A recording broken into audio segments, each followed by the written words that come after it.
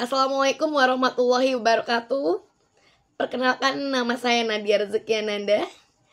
Saya mahasiswa pasca sarjana Magister Pedagogi Universitas Lancang Kuning. Izinkan saya kali ini mengambil sebuah video untuk memenuhi ujian tengah semester, ujian lisan dalam mata kuliah Kajian Pengelolaan Sistem Pendidikan yang diampu oleh dosen hebat kami, Ibu Dian Marisa PhD. Baiklah, izinkan saya membawakan sebuah pantun. Batang serunai dari hulu, irama merdu menyentuh kalbu, strategis berpadu, nilai luhur Melayu, sekolah bergerak maju bersama waktu. Baiklah, langsung saja pertama saya akan menjawab pertanyaan. Dalam konteks sekolah saya di SD Muhammadiyah 1 Pekanbaru, integrasi kepemimpinan strategis transformatif dengan kearifan lokal budaya Melayu di sekolah, yakni dalam konteks sekolahnya di SD Muhammadiyah 1 Pekanbaru, sekolah yang di tengah pasar, sekolah pasar tapi bukan pasaran, tapi mempunyai kualitas yang terbaik. Baiklah, prinsip kepemimpinan strategis transformatif dapat diintegrasikan secara kuat dengan kearifan lokal budaya Melayu. Khususnya nilai musyawarah, di mana adanya gotong royong dan harmonisasi dalam relasi. Nah, kepemimpinan transformatif menuntut bahwa pemimpin untuk tidak hanya mengarahkan dan mengelola sekolah saja, tetapi juga menginspirasi perubahan budaya. Apalagi kita di Pekanbaru adalah budaya Melayu. Di sini membangun visi bersama dan menciptakan iklim kolaboratif yang mendorong pertumbuhan semua warga sekolah di SD Muhammadiyah 1 Pekanbaru.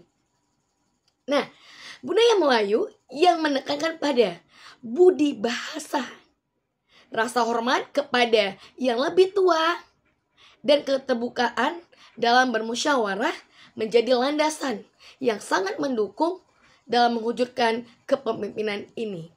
Nah, saya juga mempunyai kepala sekolah hebat, seorang perempuan yang bernama Ibu Widati SHGM, seorang pemimpin Wonder Woman yang selalu berkolaborasi dengan guru-guru dan sampai memiliki sekolah yang berjumlah siswa paling banyak di kecamatan kami.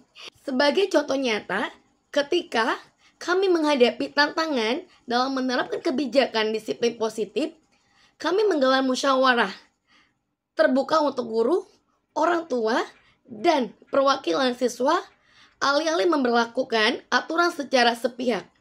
Dalam proses itu, semua pihak didengar.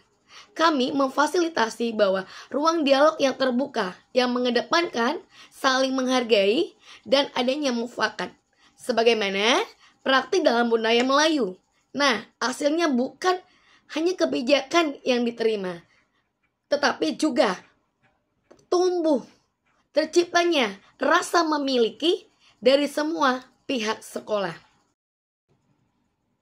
Baiklah, di sisi lain, kegiatan ini, acara ini memperkuat kultur kolektif, adanya kolaboratif terhadap semua pihak sekolah di SD Muhammadiyah 1 Pekanbaru yang tidak berjenjang, sesuai dengan prinsip transformatif bahwa kita memimpin dengan memberi contoh, terjun langsung, bersama-sama, bekerja sama, menciptakan kegiatan yang menyenangkan bagi murid kita dan tidak memerintah. Namun saya menyadari bahwa tantangan utama dalam mengintegrasikan kepemimpinan strategis dan transformatif dengan nilai lokal adalah melawan budaya feodal dan takut mengemukakan pendapat. Ya, terkadang masih terasa dalam pertemuan rapat, ada kegiatan sekolah. Nah, di sini butuh waktu untuk membangun budaya diskusi horizontal yang sehat, yang benar-benar terbuka di tengah nilai Melayu yang sangat menghormati hierarki ini. Tapi justru disitulah letak peluang transformatif, bahwa mengubah budaya takut bicara menjadi budaya berani berpendapat dengan santun.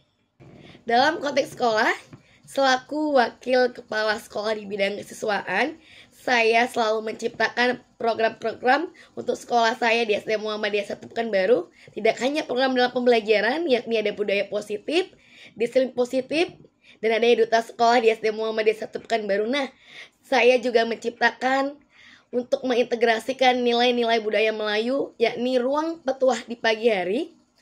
Program ini menarik bagi siswa, guru, dan warga sekolah saya sebagaimana sudah saya sosialisasikan di sekolah. Ruang petuah di pagi hari ini adalah sesi 10 menit sebelum pembelajaran bahwa guru dan murid duduk bersama untuk mendengarkan satu petuah, satu cerita hikmah tentang nilai-nilai budaya Melayu, yakni tentang adanya lancang kuning, bagaimana Zapin itu, adanya kisah Ang Tua, tentang nilai marwah Melayu itu seperti apa, nilai marwah harga diri dan segan rasa hormatnya, bahwa adanya adat bersendi syarat bersendi kitabullah.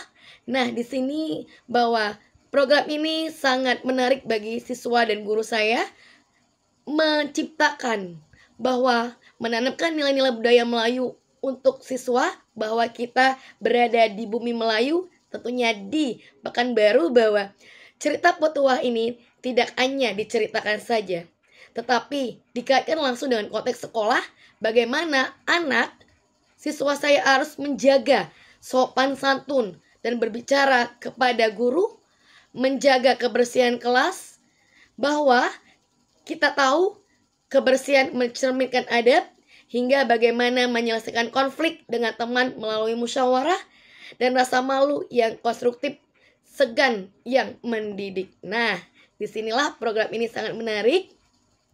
Sebagai pendidik dan pemimpin di sekolah, saya belajar bahwa kepemimpinan yang transformatif bukan hanya tentang ide besar saja, tapi tentang bagaimana kita hadir dengan empati, memfasilitasi partisipasi, dan menumbuhkan rasa saling percaya dalam komunitas sekolah. Integrasi nilai-nilai budaya Melayu, bahwa nilai-nilai luhur budaya Melayu ini menjadi kekuatan tersendiri dan membumikan visi dan strategi perubahan yang berkelanjutan tentunya di SD Muhammadiyah 1 Pekanbaru. Baiklah, selanjutnya saya akan memilih di nomor 5, akan menjawab bahwa desain program pelatihan guru atau kepala sekolah membangun kompetensi, kolaborasi, dan karakter.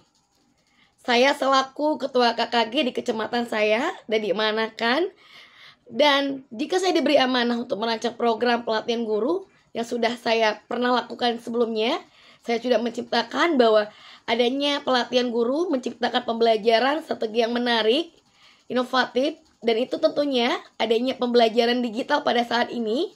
Nah, ini menantang bagi saya jika saya diberi amanah lagi untuk merancang program sekolah, bahwa untuk guru dan kepala sekolah di daerah saya nih, tentunya elemen yang paling penting yang saya akan lakukan adalah pelatihan kepemimpinan kolaboratif berbasis refleksi dan budaya sekolah. Ini saya pilih bukan hanya karena sesuai dengan teori pengembangan sumber daya manusia dan kepemimpinan transformatif, tetapi juga karena saya melihat langsung dampaknya dalam praktek. Pertama, kepemimpinan kolaboratif. Nah, di sini kepemimpinan ini adalah fondasi membangun tim yang berdaya. Saya pernah mengikuti pelatihan bersama kepala sekolah, guru-guru di Pekanbaru. Nah, di sini beberapa program pelatihan yang menarik. Nah, di sini tapi ada plus dan minusnya juga. Adanya sesuai dengan program yang dilakukan. Nah, tapi yang menantang bagi saya adalah bahwa saya ingin melihat, merancang program yang saya buat nanti, bahwa pengalaman yang sudah saya lakukan, yang sudah saya dapatkan sebelumnya, ada pelatihan-pelatihan sebelumnya. Nah, di sini pelatihan yang saya rancang harus lebih aktif, lebih kolaboratif, bahwa pengalaman ini membuat saya yakin bahwa pelatihan harus dirancang dengan pendekatan yang interaktif. Nah, di mana berbasis studi kasus, kontekstualnya tentang konteks sekolah nyatanya, bahwa dan memungkinkan peserta Setiap peserta belajar dari praktik baik rekan sejawatnya.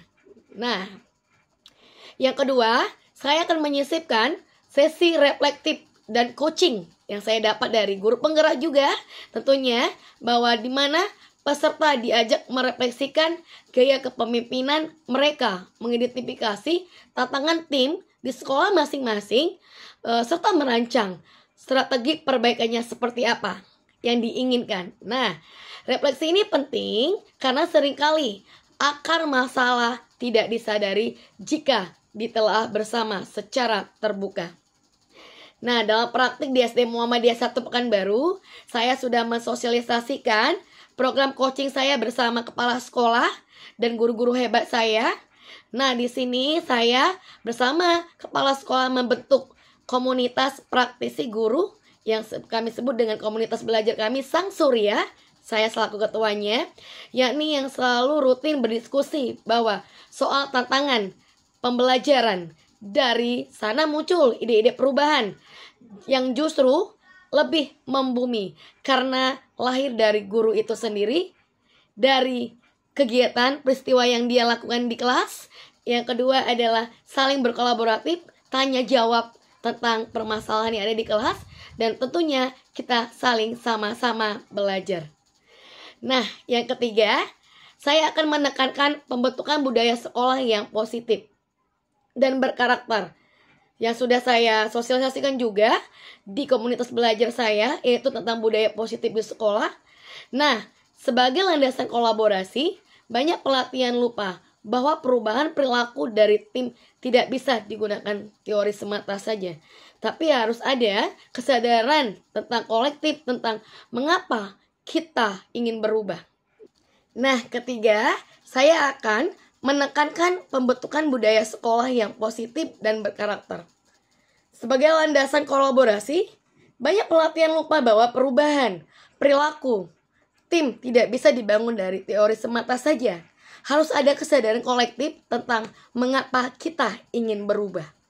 Nah, disinilah nilai-nilai seperti integritas, empati, dan pelayanan menjadi bagian dari materi pelatihan tersebut. Tapi bukan sekedar soft skill tambahan saja, tapi jiwa dari praktik kepemimpinan itu sendiri. Akhirnya dari pelatihan yang saya rancang harus bukan hanya transfer knowledge saja, tetapi juga transformasi pola pikir guru atau kepala sekolah. Bukan hanya perlu tahu caranya, tapi juga harus percaya bahwa perubahan yang dilakukan dari diri sendiri, bahwa mereka bisa berubah dengan memimpin perubahan. Maka pelatihan yang efektif bukan membuat peserta kagum. Oke, jelas. Refleksi pribadi menerapkan teori kepemimpinan dan pengembangan sumber daya manusia dalam praktik sekolah. Tentunya konteks sekolah, bahwa selama mengikuti mata kuliah ini yang berarti bagi saya, amazing bagi saya, menambah wawasan, ilmu, dan pengalaman saya. Nah, untuk meningkatkan kompetensi-kompetensi hebat di SD Muhammadiyah 1 Pekanbaru, saya merefleksikan kembali peran saya sebagai wakil kepala sekolah, tentunya dalam membina dan mengembangkan potensi guru hebat saya di Muhammadiyah 1. Salah satu konsep yang sangat berarti membekas bagi saya, yakni dari teori kepemimpinan transformasional, yakni Basel, yakni yang menekankan pentingnya visi bersama, memberi inspirasi, dan mendorong perubahan melalui keteladanan. Konsep ini saya bandingkan di praktek aktual, praktek nyata di SD Muhammadiyah 1 Pekanbaru, khususnya dalam menghadapi tantangan dan pelaksanaan program One Day One Juice yang akan target utama kami adanya wisuda tapis untuk siswa kami setiap tahunnya. Nanti banyak guru awalnya merasa terbebani, merasa terpaksa karena program ini adalah menambah aktivitas pekerjaan mereka, bahwa ini aktivitas area mereka bertambah. Nah, namun saya mencoba mengubah pendekatan alih-alih memaksa. Saya memulai dengan dialog reflektif, dialog yang terbuka, yang lebih realistis dan ringan. Saya memberi ruang kepada guru-guru untuk memilih model pelaksana yang sesuai dengan karakter kelasnya dan memberikan apresiasi kecil setiap sepekan. Nah, dalam waktu sebulan keterlibatan meningkatkan secara signifikan, bahwa program ini sangat diminati oleh guru dan siswa saya. Di sinilah saya menyadari bahwa kita sebagai pemimpin hadir bukan sebagai pengontrol saja, tapi sebagai fasilitator perubahan. Maka guru pun terdorong untuk tumbuh bersama, berkolaboratif bersama. Konsep lain yang saya pelajari dan relevan di SD Muhammadiyah 1 Pekanbaru tentunya ada supervisi klinis. Dalam diskusi kelas, kami mempelajari pentingnya supervisi yang bersifat dialogis dan reflektif, di mana bukan sekedar hanya pengamatan dan laporan saja yang kita lihat, tapi saya menerapkan saat mendampingi guru baru dalam menyusun RPP atau modul ajar yang berdiferensiasi, di mana alih-alih langsung mengoreksi. Nah, saya ajak guru tersebut menganalisis kebutuhan siswanya dan membandingkan strategi pembelajaran yang ia gunakan. Dari proses ini, ia mengaku lebih memahami tujuan RPP dan mampu merancang kegiatan yang lebih sesuai di dalam kelas dan sesuai kebutuhan siswanya. Ia memperkuat bahwa keyakinan saya bahwa supervisi bukan soal mengoreksi, tapi memberdayakan. Oke, dari kesimpulan refleksi ini membuat saya semakin yakin bahwa teori tidak akan berarti tanpa keberanian untuk menguji dan menyesuaikannya dengan konteks nyata di sekolah kita masing-masing. Nah, peran saya sebagai pendidik bukan hanya memastikan program berjalan, tetapi juga menciptakan ruang aman bagi guru untuk tumbuh dan berkembang bersama. Itulah esensi dari kepemimpinan edukatif bahwa humanistik yang selama ini saya perjuangkan. Ya, sama-sama kita berkolaboratif, bahwa guru adalah pembelajar sepanjang hayat yang selalu memberi inspirasi, yang selalu ingin tergerak, bergerak, dan menggerakkan bersama teman-teman sejawat di sekolah saya. Oke, jelas pendidik transformatif adalah mereka yang tidak hanya mencerdaskan, tetapi juga membudayakan nilai-nilai lokal sebagai dasar karakter bangsa. Kepemimpinan guru tak sekedar membawa perubahan, tapi menyulamnya dengan akar budaya agar tumbuh dan mengakar. Baiklah, sebagai pemimpin, kita selalu memberi inspirasi, selalu mendukung bersama, berkolaborasi bersama, dan berjalan bersama. Baiklah, inilah ujian lisan saya dalam mata kuliah kajian pengelolaan sistem pendidikan. Terima kasih ilmu, wawasan, pengalaman, sehingga nantinya kita menjadi seorang pemimpin selalu tergerak, bergerak dan menggerakkan, dan selalu memberi inspirasi untuk sesama, terutama untuk pengembangan sekolah yang bergerak maju dan menginspirasi. The last I say, Assalamualaikum warahmatullahi wabarakatuh.